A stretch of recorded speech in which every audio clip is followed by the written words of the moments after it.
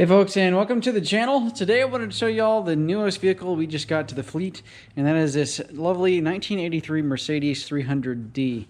And the cool thing about this guy is that it has a 5-cylinder diesel engine in it, and it's all mechanically injected. But let me go ahead and walk around and show you guys a couple things about it. But picked this thing up from a friend of mine a little while back, and been in the process of fixing it up. It's, you know, from about 40 years old now, so definitely has a couple things that need to be fixed up. So you'll probably see a little bit more of this here on the channel. You know, power antenna doesn't work and whatnot. But I try not to beat a dead horse here. I know there's lots of other great videos out there on fixing up these old turbo diesels, but it's just kind of a unique thing.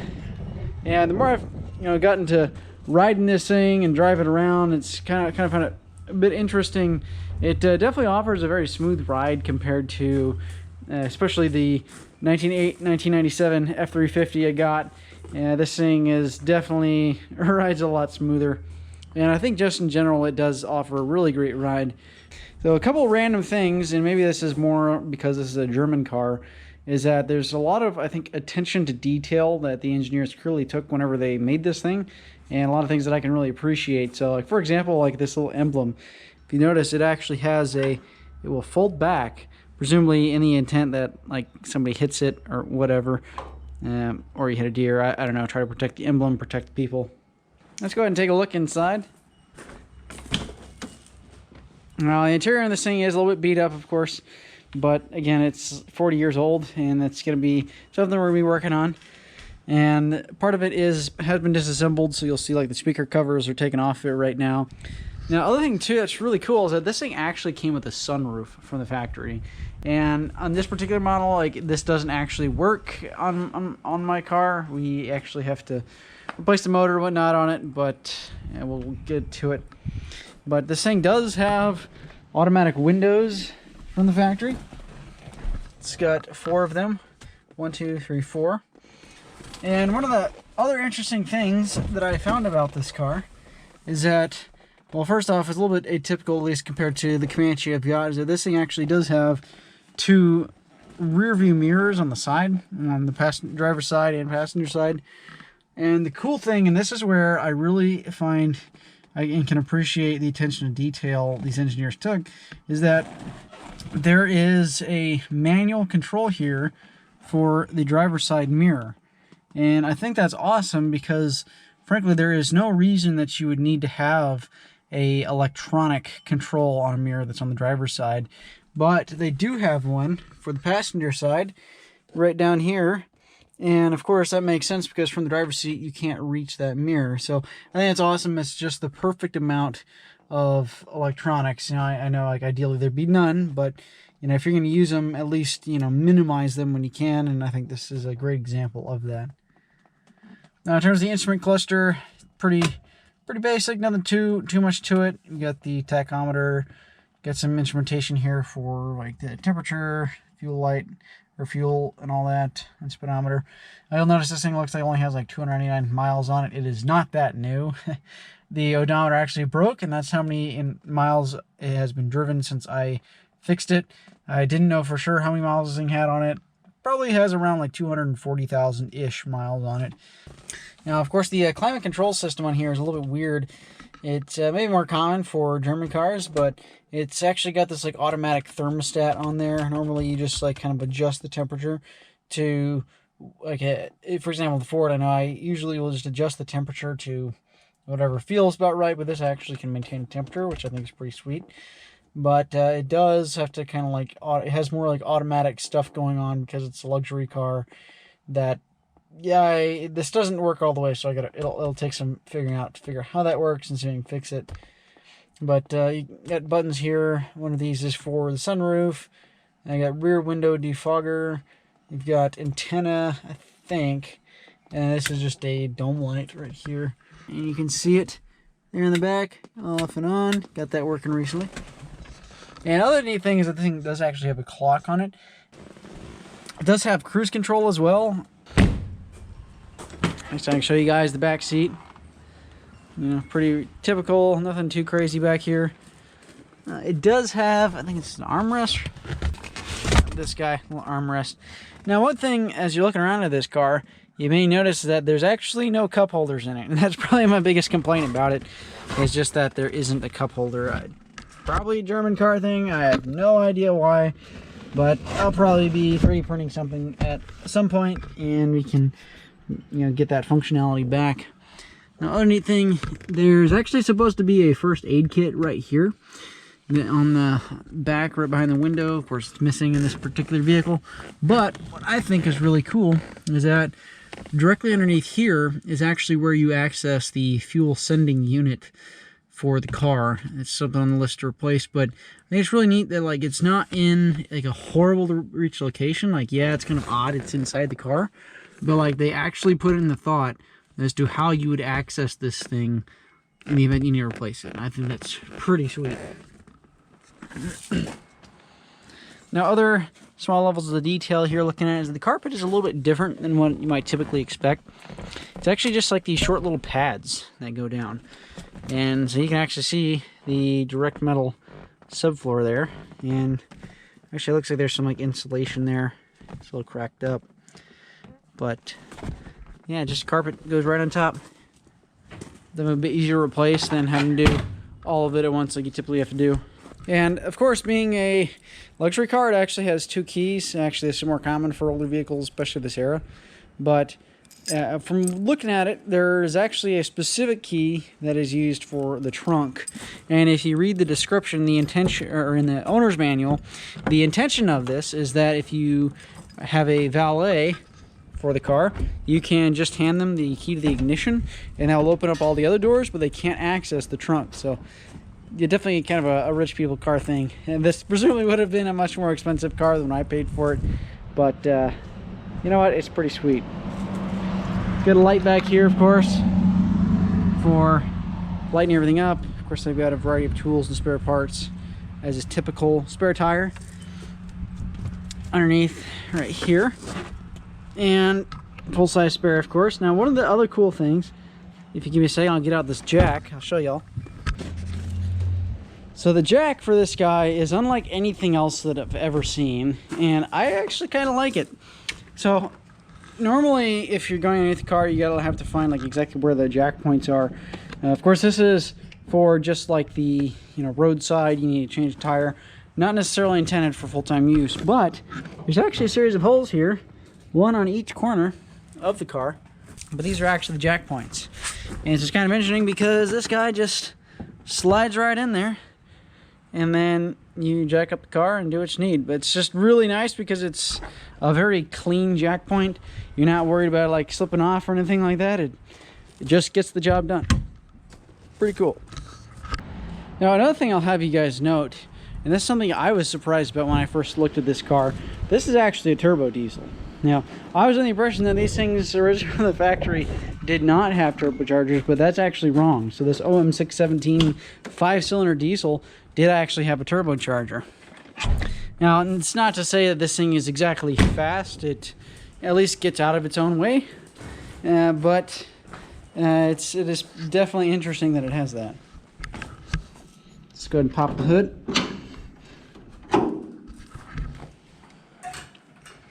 And here we go, under the hood of this Mercedes 300D. And of course, you'll notice there's a couple weird things about this because it's, again, a work in progress car. For example, a lot of these vacuum lines are all like kind of plugged up kind of haphazardly, as I've done. That's just so I don't have, massive leaks, so we can actually drive this thing around. And this is one of the things that is also interesting about this car, is that the transmission as well is 100% mechanically controlled. It actually uses vacuum to control the transmission as opposed to electronics like a lot of modern vehicles are. And it's kind of cool just because there's like less failure points. But the downside then is that you have to make sure that your vacuum system is sealed up really well. So when I first got this car, it actually had a bit of a slip in the transmission. I was worried that we need to replace the transmission or something to that extent. But in reality, there was actually just a small hose in the very bottom that was leaking vacuum, and swapped that out and works much better now. So you can see an array of vacuum lines. Of course, diesel engines don't naturally generate much of a vacuum, so this thing does have a vacuum pump that's mounted on the front of the engine here. See it right over there. And of course, this thing does leak like crazy. It's, seals and everything are probably 40 years old. So you can see a bunch of oil underneath there. I'll definitely have replacing the valve cover at some point on the docket of things to do. And it has a nice cold air intake as typical. And other interesting thing about this guy is that it does actually have a EGR, exhaust gas recirculation. So I don't know how common that was for this era. It might be more of a European thing, but it does help a bit with emissions. There's probably more to the story than that, but it's kind of neat. It does have a single battery, but it does use this really big battery for the car. Of course, because it is diesel and does have the glow plugs, it needs to heat everything up. And then other things you'll see on here, of course, this is a 5-cylinder diesel, so it's kind of odd that it's not 6 or 4, an even number like that. But it does have this Bosch mechanical injection system on it, which is all mechanical, so that's pretty nice. And from my understanding, these are very reliable engines. And a little bit of reading up I've done on this thing, these apparently are really popular off-road in like Africa and stuff like that because they're just reliable and they work. So certainly that will do for what we need here as a good commuter vehicle. But the other thing about it is that this engine is indirect injected, and I can do some more explanation at some other point, but basically, as is common for a lot of older diesel engines, a lot of them were indirect injected, and what that means is that there's actually a small chamber off to the side in the cylinder head that is used to help kind of atomize and mix the fuel a bit better than in comparison to the direct injected diesels that we have nowadays. And the advantage to that is that you can run a much lower injection pressure, and consequently all the components in this are much cheaper. A set of fuel injectors on this is only a couple $100, as opposed to for the Ford, it's like $1,200, over $1,000 to get a new set of high pressure fuel injectors. And of course, those are designed on the Ford to operate at like 20,000 plus PSI. These definitely under 10,000, maybe 5,000 PSI range is more typical for what these guys will operate at. But of course, a little simpler to work on because they are just right on the outside and easy to reach. Of course, with this car being an indirect injected diesel, it does have the principal disadvantage that it's slightly less efficient than it would be direct injected, like modern day diesel of a comparable engine size. But that being said, I've driven this thing around a little bit, and I've also read as well that you can expect kind of the low to mid 20 miles per gallon in this thing. And thus far, it kind of jives with what I've gotten. I've gotten about 21 and 23.5 miles per gallon. And that's just over a very short, I guess, stint. I've only really driven this thing probably like, 300-400 miles or so. So we'll see how that averages out in the long run, but it kind of gives you an idea. Now, one of the disadvantages, I think, to this car is that it does have the old school multiple belt system. It's more common back in this era, so it doesn't have a single serpentine belt. It should be fine, just got to make sure you keep tension on all of them. Now, these did originally come from the factory as well with this kind of an odd stabilization rear like automatic leveling system. This particular vehicle doesn't have it. I have no idea what happened to it. It's obviously been through a number of owners since before me, but that's been removed. Presumably that would help level the back. I don't exactly know what all the deal is with it. And then of course you can kind of see the turbocharger here on the intake side. Pretty sweet. But let's go ahead and fire this thing up and I'll show you guys how it sounds. Got a little clatter to it. Now, this thing is warmed up, so it's not going to be a cold start per se, but you can at least get the idea. Normally, once the glow plug's actually been working fine on this thing for me. You just, give it a little extra longer amount of time, but it fires up just fine.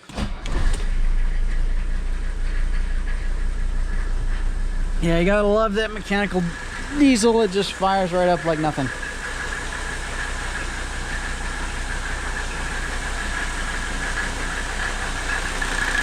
And there's that beautiful clatter from this old school Mercedes diesel.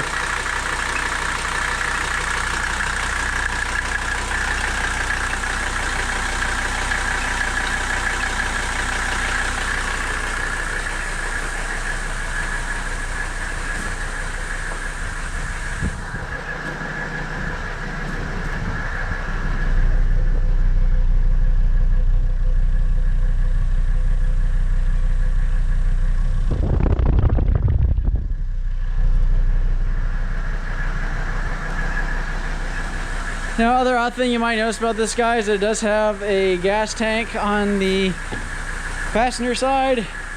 It's, I think, maybe more of a European thing.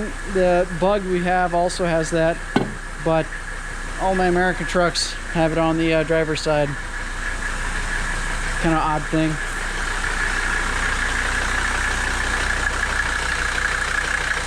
Well, let's go ahead and take this guy for a spin and we'll see how she rides, and I'll show you all everything about it.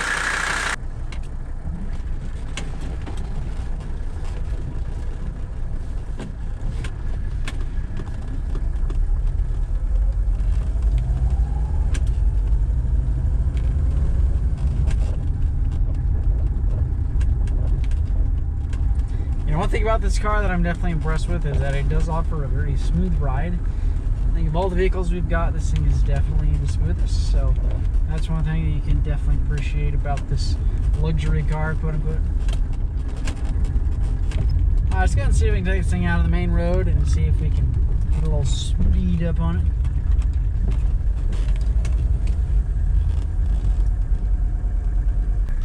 Alright, let's go ahead and see if we can step on it a little bit.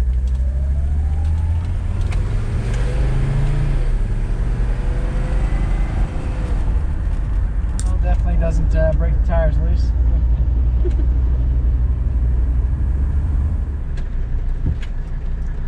Alright, speed limit here is going to be 45, so let's go ahead and punch it. Pedal floor. Definitely won't break the tires off.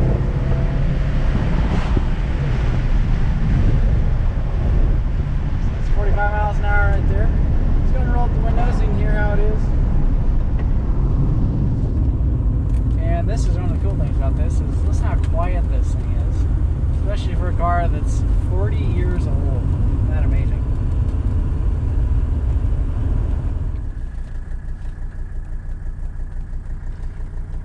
Alright, let's go ahead and take this guy a little bit faster. This speed limit on this road is 65.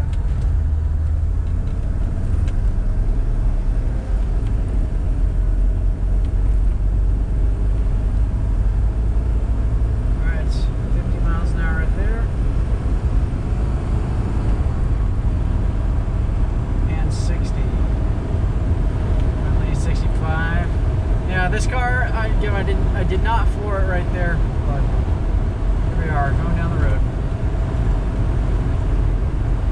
Yeah, definitely one of the nice things. This is quite quiet, I think, for an old car.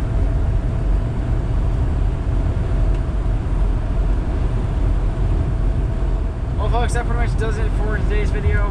Hope you all enjoyed it, and hopefully it gives you a good overview of this car. And if you have any questions or comments, please feel free to leave those down in the comment box below. Thanks for watching.